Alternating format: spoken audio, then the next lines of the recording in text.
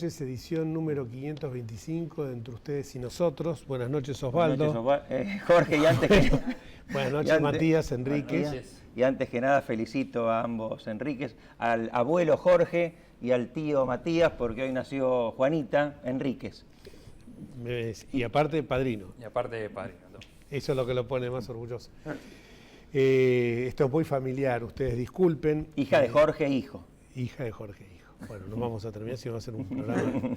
Acá Federico Valladares, Federico González, de González y Valladares. Buenas noches también, porque así te integramos a este... En mi familia no hubo ningún nacimiento últimamente, pero bueno, mi nieto va a cumplir un año dentro de poco, así que lo sumamos. Perfectamente. ¿Cómo se llama? Mandar un beso. Joaquín. Joaquín. Transitando este tiempo electoral que va a desembocar en el balotaje del 22 de noviembre próximo, balotaje que tiene la significación de ser el primero que se hace. Bueno es aclararlo respecto de una fórmula presidencial en la Argentina, porque ya tuvimos otro balotaje. 73, el balotaje por la senaduría. Claro, que ganó. Que era de la Rúa, no, Sarrielo de la Rúa, Díaz Vélez, Sánchez Orondo.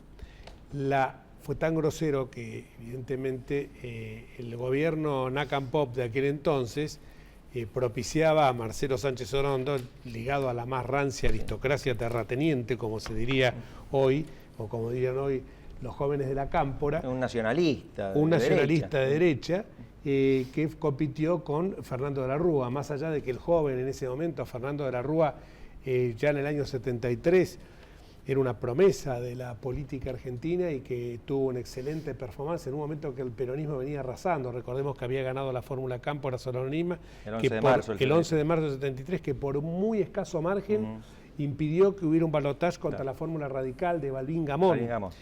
Y que después la fórmula Perón-Perón triunfó frente a Balbín de la Rúa por un margen altísimo, que fue superior al 54% ya. Sí, homérico al 62%. 62%. La presidenta ha dicho que después de ese triunfo, el de ella del 54 fue el más amplio de la historia argentina, lo que no, es falso, porque Irigoyen ganó con alrededor del 58% en 1928. Bueno, aclarémoslo porque esta historia, claro, bueno, pero... Era la prehistoria de la Argentina. Claro, vos tenés que pensar que con este concepto, como decimos, adanístico de la política que tenían el difunto Néstor Carlos Kirchner y hoy su mujer, todo comenzó el 25 de mayo del 2003. Así también aparecen los dibujitos animados del personaje Samba de Paca Paca. Pero volviendo a este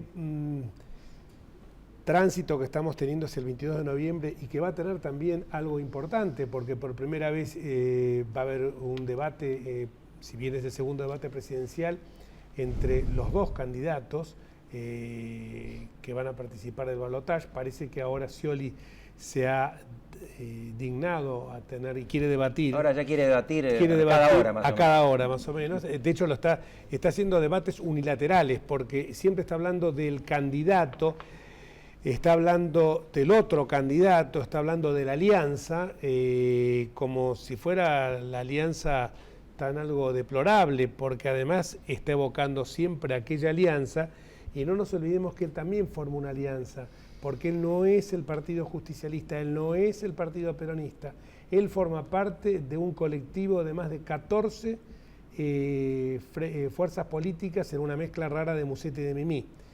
Lo que sí me llama la atención, porque lo conozco personalmente a Daniel Osvaldo Scioli, es este giro que ha tenido tan agresivo de alguien que realmente yo lo he tratado y es alguien que uno puede o no estar de acuerdo, siempre ha sido muy moderado, muy afecto quizás a buscar el diálogo, a buscar un consenso, más allá de esas frases que nosotros decimos, fe, optimismo, esperanza, trabajo, más allá de ese latiguillo que ha acuñado tan fervorosamente en los últimos tiempos, era alguien al que yo desconozco cuando sale hablando de la derecha, cuando sale hablando de izquierda, cuando se ha puesto un ropaje hasta de hablar del Estado neoliberal o del liberalismo.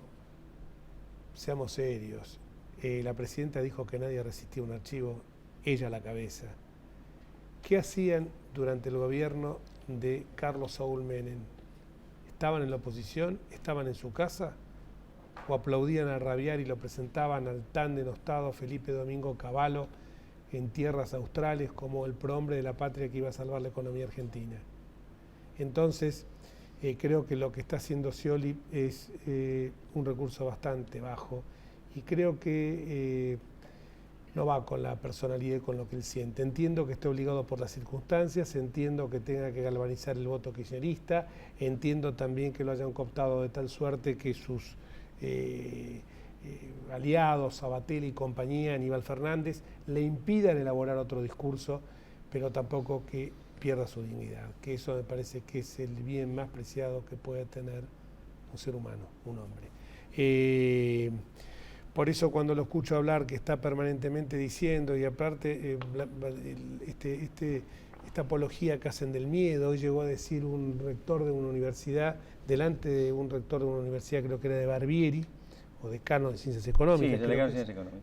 El rector de la UBA. Perdón, el rector de la UBA llegó a decir de que Macri lo que estaba propiciando, porque sus diputados habían votado en contra de la eliminación del ingreso irrestricto a la facultad, algo que ocurrió en todas las épocas, el ingreso a la facultad, tanto gobiernos de signo político el que fuera, lo defendía a rajatabla, pero además hay algo, los diputados del PRO no votaron para eliminar la gratuidad universitaria, de ninguna manera, mal podrían hacerlo, sobre todo porque en la Ciudad de Buenos Aires está la matrícula de gestión pública, gestión estatal, es superior a la privada. Y esto gracias a la buena gestión del ministro de Educación, Esteban Bullrich. Además, la gratuidad está en la Constitución. Claro, además la gratuidad está en la Constitución. Y además que justamente alguien que integra esa alianza, como la quieren llamar ahora, la Unión Cívica Radical, es hija de la 1420. En consecuencia de la ley que estableció la educación laica, gratuita y obligatoria en la Argentina. Pero además de esto, bueno decirle que por favor, la señora presidenta también, lean un poco lo que se opuso Cambiemos en el Congreso, es algo que está invadiendo la autonomía universitaria. Esta autonomía universitaria que desde aquellas jornadas de Córdoba de 1912, 18, hemos venido enarbolando, quienes hemos transitado, como es nuestro caso, por universidad pública, tanto en el colegio secundario como en la facultad, y que lo único que se oponen es avanzar sobre la autonomía universitaria. Y por eso es muy triste que también el rector de la Universidad de Buenos Aires se acople a este coro que están todo el kirchnerismo enarbolando, todo el kirchnerismo prefiriendo, en el sentido de que se está pretendiendo avanzar sobre la gratuidad en la universidad pública. La gratuidad en la universidad pública es una bandera, es un derecho que no se puede estar mancillando de esta manera. Como tampoco se puede mancillar la autonomía universitaria que tanto costó a los jóvenes cordobeses en 1918. Eso es lo que realmente se trataba, de no invadir la autonomía universitaria.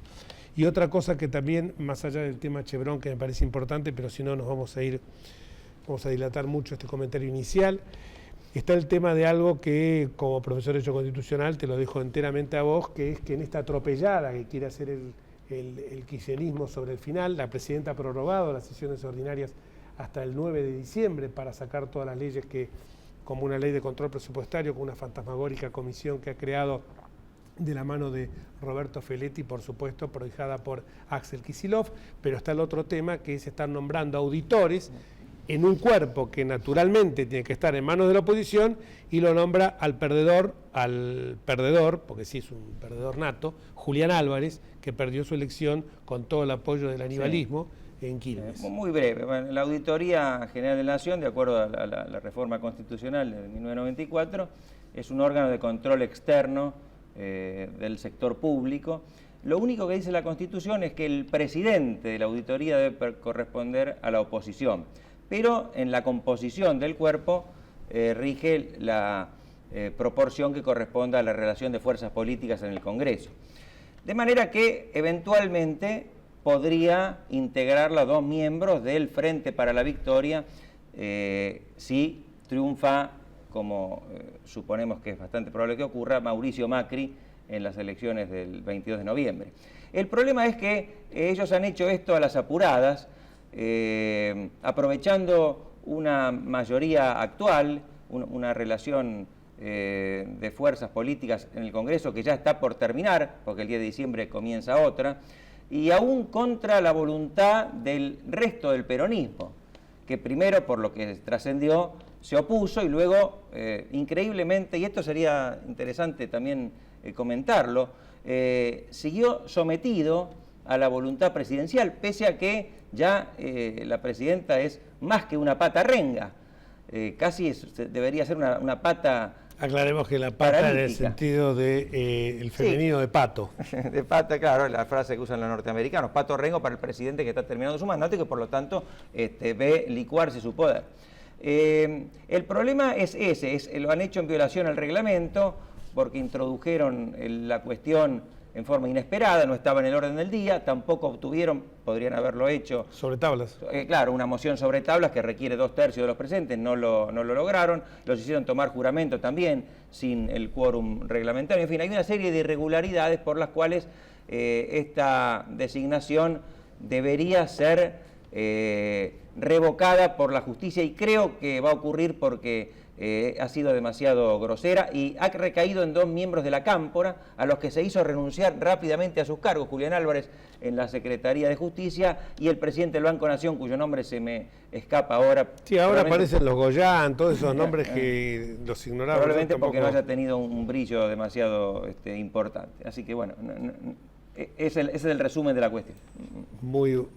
Vale, muy buena la aclaración. Federico González, de González y Valladares. Las encuestas estuvieron muy vapuleadas, pero hay algunos que salvaron, que este fue tu caso, me parece, ¿no? Sí, más o menos, digamos.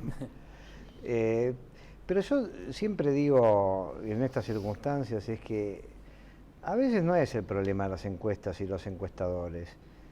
No es que me guste poner las culpas afuera, pero voy a decir algo muy simple. Lo que pasa es que me parece que nos toman demasiado en serio.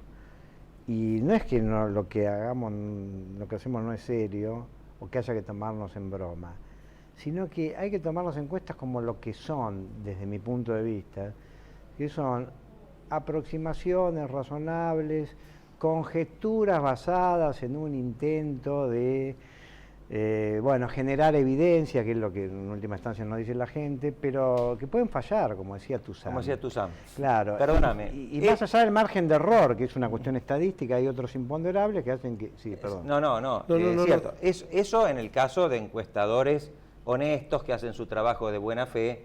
No quiero que vos critiques al gremio, pero evidentemente hay algunos de ellos que trabajan para algunos de los candidatos simultáneamente. No voy a hacer acá ningún nombre, pero hay algún caso demasiado notorio. Entonces, ¿cómo puede presentar un medio de comunicación como un diario en su primera plana una encuesta elaborada por una consultora de estas que se sabe que tiene un sesgo particular porque recibe montones de recursos de parte de uno de los candidatos? Sí, por supuesto. Después se mezcla todo, claro. Obviamente eso ocurre. Y eso ocurre de diferentes niveles, a veces ocurre por efectos de entorno, a veces ocurre por discrecionalidad de las publicaciones, entonces se trabaja para un candidato, cuando el número le gusta se publica, cuando no le gusta no se publica, claro. Y bueno, todo eso, obviamente todo eso ocurre.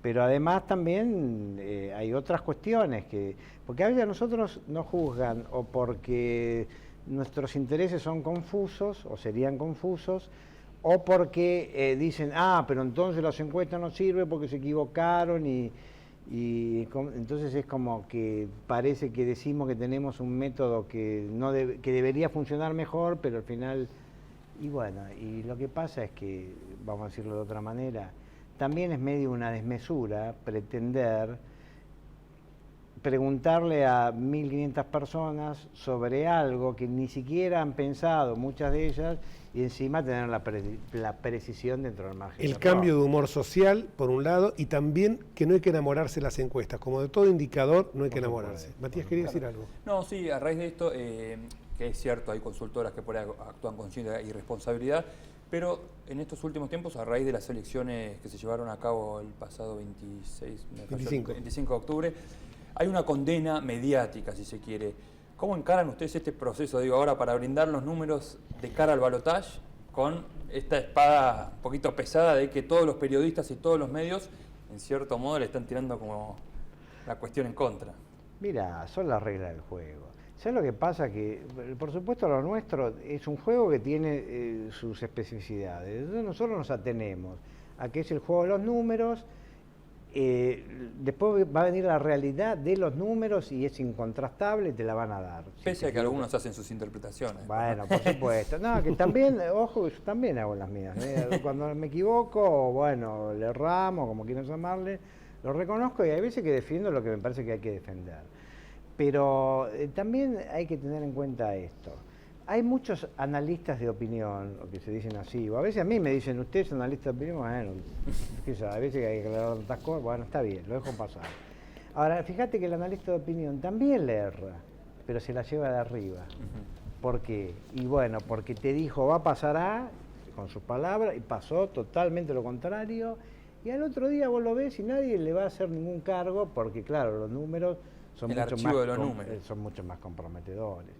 Ahora, te digo una cosa respecto a... Yo reconozco todo lo que hay que reconocer, pero las cosas que me parece que hay que defender, yo las defiendo. Entonces yo digo, mira, en el caso nuestro, más allá de que sea el mío o de otro, nosotros teníamos Scioli 38, sacó 37. Después teníamos... Todos los otros 3 candidatos más o menos anduvimos bastante bien, inclusive en el orden. Creo que Del Caño lo teníamos invertido con Stolbizer, ahí nos equivocamos. Pero ¿cuál fue el gran problema? Nosotros teníamos a Massa con 24 y sacó 21,5 y teníamos a Scioli con 29 y sacó 34. Macri. Macri. Entonces, con 29 lo tenían. Lo teníamos con 29. Pero además lo teníamos 15 días antes de las elecciones. Y además decíamos, bueno, hay un voto pegado con alfileres que hoy dice Massa, pero está viendo ahí a ver dónde va a poner el voto útil. Eso no lo podíamos prever. Claro. Entonces yo digo, bueno, está bien. No es que dijimos, gana Del Caño con primera vuelta con el 50. Bueno, ahí nos jubilamos todos. Pero yo creo, no está tan mal lo que nosotros decimos. Ahora, lo que pasa, que parece que fue peor por la magnitud, no de los números, sino de la implicancia política. Claro. Bueno, está bien. Claro, no era lo mismo un 29 que podía hasta ganar Scioli en primera vuelta o ir a un balotaje muy competitivo, que bueno, esta diferencia de 3,5 puntos que cambió el humor y la tendencia. Ahora, eso no tiene que ver con los números, claro, porque los números son ciegos respecto a la magnitud de lo que está en juego. Entonces nosotros no podemos ser a la vez analistas políticos y atendernos a los números, una cosa o la otra, si no estamos haciendo un mix de ambas cosas. Que no deberíamos hacer, ¿no? Y hablando de números, ¿qué números tenés ahora? Y bueno, hay que jugar con todas estas salvedades. No, si te equivocás, diremos que hubo un vuelco en las últimas. Él se jugó la semana. Él es licenciado en ciencia en comunicación social. Él tiró un número la semana pasada. Pero que conste que fue un juego, no. Y bueno. Está un poquito por encima del valor que manejan. Bueno, nosotros lo último que hicimos la semana pasada, vamos neto, proyectando indeciso, voto en blanco, que más o menos sumó un 8% entre los dos. ¿8%? Sí, 4, creo que es 3,8 el en blanco y 4,2 indeciso, por ahí, ¿no? Proyectando nos da 56 Macri, 44 Scioli. En realidad 56,1 contra 43,9. Así que bueno, eso es lo que nos da a nosotros, nos parece que es una diferencia muy importante. Si las cosas son así, es muy difícil que se reviertan en cuanto a que cambie la tendencia. Tal vez es más holgado, es menos holgado, no sé, pero lo veo. A mí me parece que es altamente probable que Macri sea presidente, por lo menos como lo estamos viendo hoy. Sí, es cierto esto que vos decís, el cambio de humor, pero el cambio de humor en la otra elección podía ser más difícil de cuantificar. ¿Por qué? Porque había ofertas electorales que, digamos, pescaban en la misma laguna, ¿no es cierto? Caso, por ejemplo, de que había un voto de Massa que no se veía si podía ir para el lado de Macri por ser opositor, o un voto de Stolbizer que podía disminuir como ocurrió, que bajó, vos mismo dijiste, alteró con Del Caño terminó por encima de Stolbizer. Sí, sí. Por lo cual ese voto, hubo algunos puntos de Stolbizer que seguramente al advertir el voto útil, que el voto útil es un voto que se define casi sobre el filo de la elección, en cambio en esta situación me parece que ya la gente, hay un porcentaje de indecisos, pero ya la gente tiene bastante marcado esto y en eso no creo que juegue mucho la campaña sucia, ¿no es cierto? No, en todo caso la campaña sucia juega en contra no siempre, pero en este caso creo que jugó un poco en contra del emisor. Porque hay gente que duda y bueno, y ante el hecho de que, pero Scioli también es de lo que dicen cosas que las que me parecen un poco exageradas, bueno, entonces ya está, no dudo más, lo voto a Macri. Hay veces que pasa eso. Seguro. Yo creo que hay una distancia muy importante entre lo que analizamos los analistas políticos, supongamos que yo fuera uno de ellos, que no sé si lo soy, y los sí, políticos claro. Y los periodistas, y cuando vas a hacer la encuesta, yo hablo mucho con los encuestadores, y te digo, hay veces que pienso, y les digo, tenemos que hacer un día un libro solamente de cosas que les dicen los encuestadores. Y ahí se nos queman todos los libros. Sí, nosotros vivimos un microclima, tal vez los que estamos muy interesados en la política todo el tiempo, no podemos creer... Una distancia absoluta. Nosotros lo analizamos en términos de progresismo, izquierda, derecha, independiente, y después dicen, no, la que con Cristina, a Cristina, pero Cristina no está. No, bueno, pero claro. No estoy hablando, voy a poner otro ejemplo, en La Matanza, la intendente electa Verónica Magario. En las PASO era increíble porque preguntábamos para gobernador y era, pero te digo, 3 de cada 10 respuestas a Magario, pero Magario no está. No, pues yo la voto a Magario. Bueno, les gustaba Magario, pero Magario no era candidata a gobernadora. Y estoy hablando de La Matanza, que se supone que en realidad era conocida, si no, no dirían, pero ¿cómo no sabía? Bueno, no lo sabía. Bueno, como Malena Massa, que va a votar a Massa ahora, dijo. Bueno. Hablando de Massa, ¿ustedes evaluaron ahora o midieron de los votantes de Massa qué porcentaje iría Macri, cuál a Scioli? 2 de cada 3 votantes de Massa se inclinarían por Macri, 65,5 creo que era, contra un 22% de los que se inclinarían por Scioli. Eso lo dijo también Felipe Solá. Felipe Solá dijo 65 a 35. Sí, ratificando los dichos de Antonio Solá, que es el comunicador que le está manejando la campaña, o que le manejó la campaña a Sergio Massa. Contundente, ¿no? Eso ya implicaría... Da lugar a esas cifras que decías vos, de 50, ¿puedo repetirlas?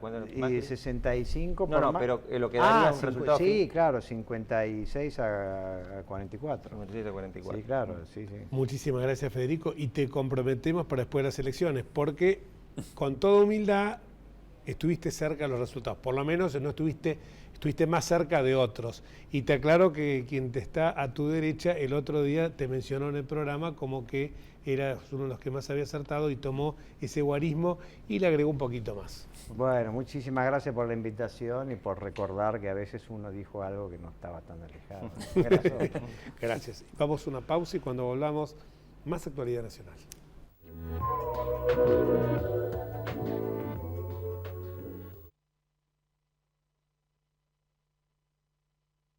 Escribanos en tu ciudad.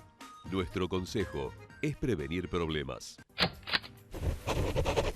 Colegio de Escribanos de la Ciudad de Buenos Aires. Consejo Federal del Notariado Argentino.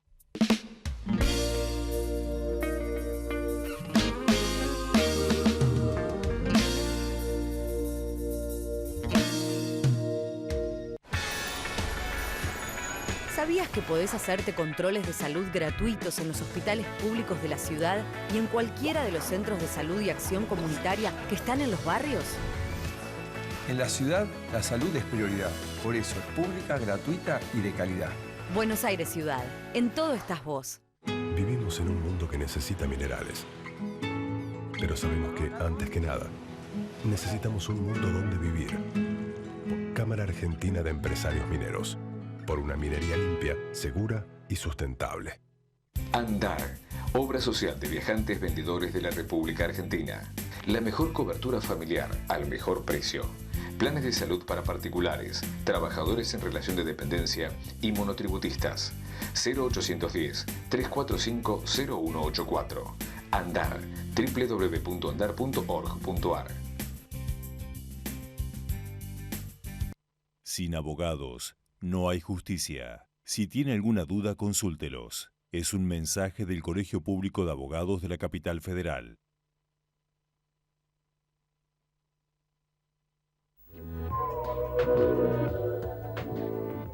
Y rápidamente vamos a comentar, Osvaldo, un tuit que publicó la señora presidenta de todos los argentinos sobre el cepo. No sé si está en no línea sé si el director nos acompaña, como se decía. El director siempre. Perdona que insista, Jorge dice la Brillante. señora, pero sigo enganchada con el turismo. ¿No era que no se podía comprar dólares?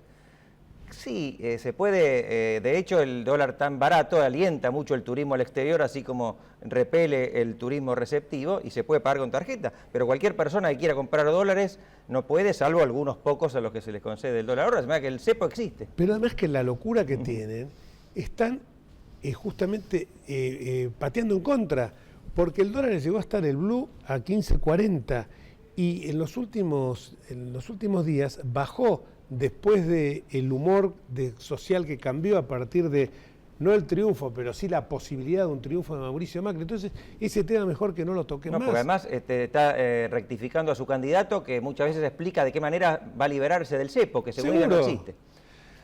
Dos cosas. Sí. Una, hablamos recién del debate. Sí. ¿Querés agregar algo más de eso, Matías? Bueno, sí, el próximo 15 de noviembre a las 21 horas se va a realizar el debate. Una curiosidad desde el punto de vista de los medios. ¿Recuerdan el debate anterior, Argentina Debate, que tanta repercusión tuvo en redes sociales y que para muchos Scioli fue el ganador sin haber ido, solo por el hecho, eso bueno, lo que dice Carlos Zanini, en realidad fue tendencia en Twitter, pero con un epíteto que mejor no lo podemos nombrar acá. Lo interesante es que en aquella ocasión solo fue Canal 26 y América quienes lo emitieron. Bueno, esto va a ser una mini cadena nacional, una masiva cadena nacional, con Telefe, Canal 7... TN, es interesante. Debate para todos. Debate para todos. Y todas. Claro.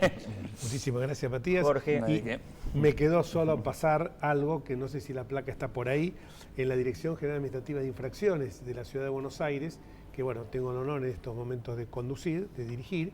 Hemos comenzado el pago de las infracciones ahora 100% online. Esto es para que todos los vecinos de la Ciudad de Buenos Aires, que lamentablemente han cometido infracciones de tránsito y que obviamente tienen que pagar por justamente una conducta antijurídica, disvaliosa o antisocial, pero lo pueden hacer sin tener que además soportar la posibilidad de tener que hacer largas colas. Ahora 100% online, comuníquense con el www.buenosaires.gov.ar, consulta infracciones e inicia la autogestión.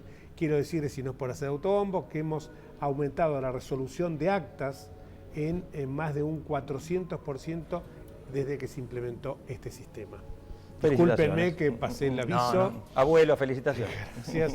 Y nosotros nos vamos hasta el próximo martes, si Dios quiere, con la esperanza siempre de vivir en un país mejor y donde haya más diálogo, más consenso y menos divisiones entre argentinos. Chao.